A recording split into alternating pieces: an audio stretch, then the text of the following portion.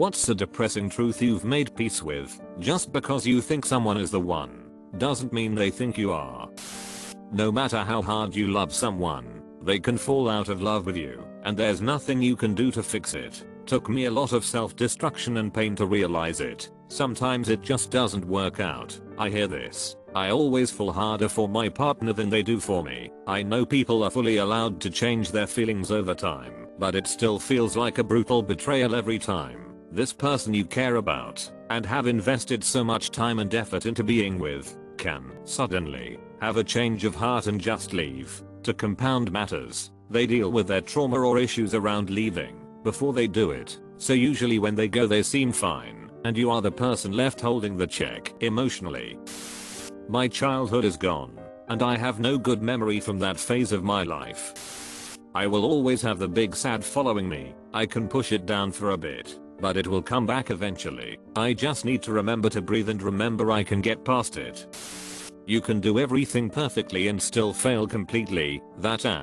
People would rather leave you than own up to what they did, and they'll never even give you a second thought. Humans, turns out, are good at lying to themselves. There's an episode of Star Trek, The Next Generation, where Picard tells Data, it is possible to commit no mistakes and still lose. That is not a weakness, that is life. I'm not sure people leave without a second thought. You may never know how much someone who's left thinks about you. They may deeply regret what they've done and just not know how to fix it, or believe that it cannot be fixed.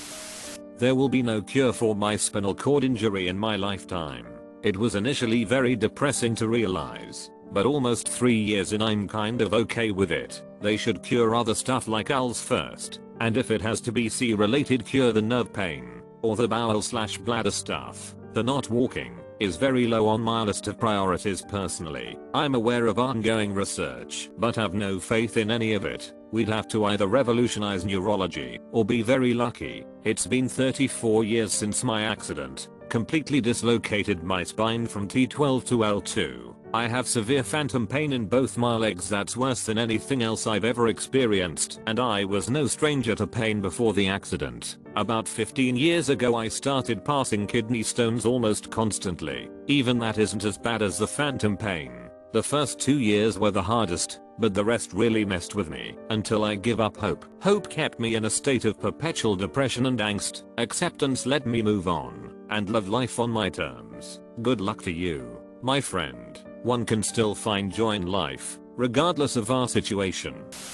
I'm likely destined for an average life. Being a kid is always thinking you are the main character destined for great things. Growing up is realizing you are a background extra in a single filler episode, if you are lucky.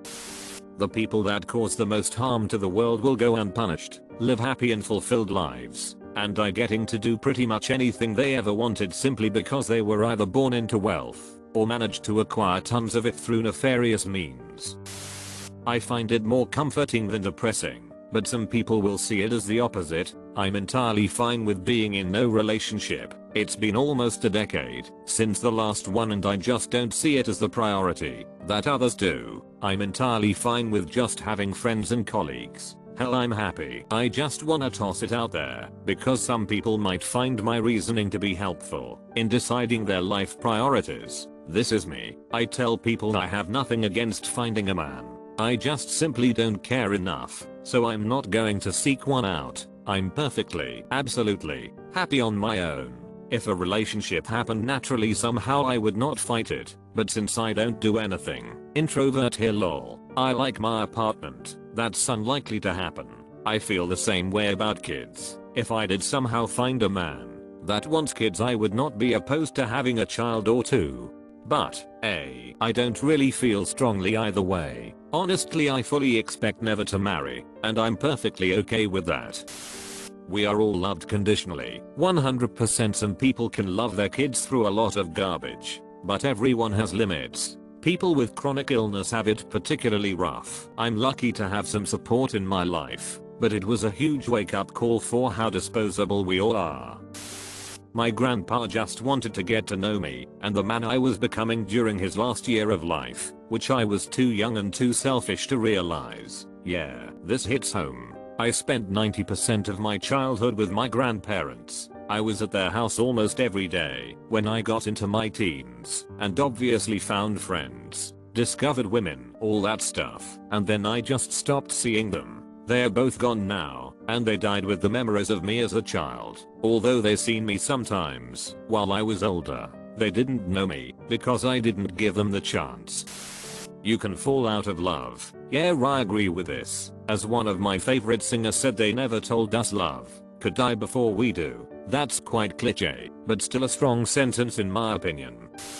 My depression is very likely chronic. I'll be living with it for the rest of my life. There are plenty of us like that diagnosed at 19. Now I'm in my late 40s. I'll never be able to go a day without an antidepressant. I'll have bouts of depression even with the medication, but I can still function in society most of the time. So I try to live well on the good days and grit my teeth and bear it on the bad days, of which today is one.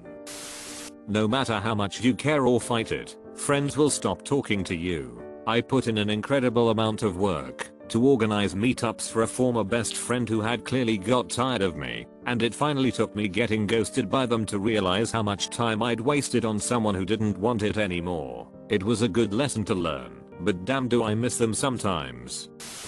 That I'll be single for the remainder of my life. If you feel comfortable answering, why do you believe this? As a guy, I just don't have much to offer. I don't have a degree. I work a dead-end job. I live in an area where financial standards are very high. Startup businesses and tech companies galore. If you're not involved in either of those industries, you're swimming near the poverty line. I've never been good with courting women. I've had no problems making friends with them. But for some reason or another, I can't get a romantic connection.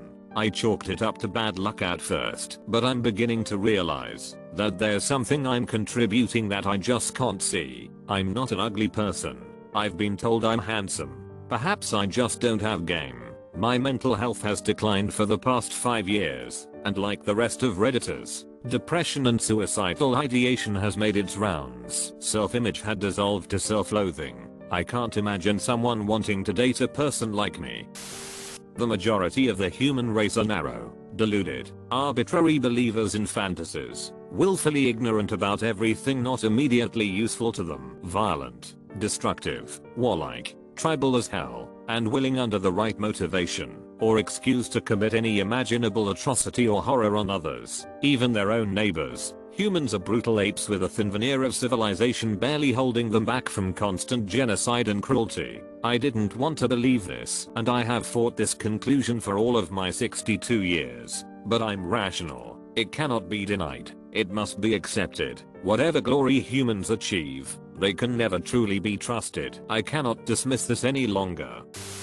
I was diagnosed with ADHD as an adult. Growing up in the 90s in a rural area, they never checked for that. In fact, I was pretty much labeled a problem child despite being a decent student. On top of this, I didn't mentally mature at the same pace my friends did. They were discovering stuff about themselves that I didn't even begin to discover until I was in my 20s. On top of that, my parents just didn't know what to do with me. I got treated pretty bad until I was in high school when my mom kind of figured there was something a little different about me, but most days she brushed it off. It took me getting counseling through the army to get diagnosed. Looking back, it all really made sense that I had ADHD, especially since my nieces and nephews all seem to have it. My dad passed away 6 weeks ago, and I will never see, hear, chat or get to hug him ever again, and that forever is a long time.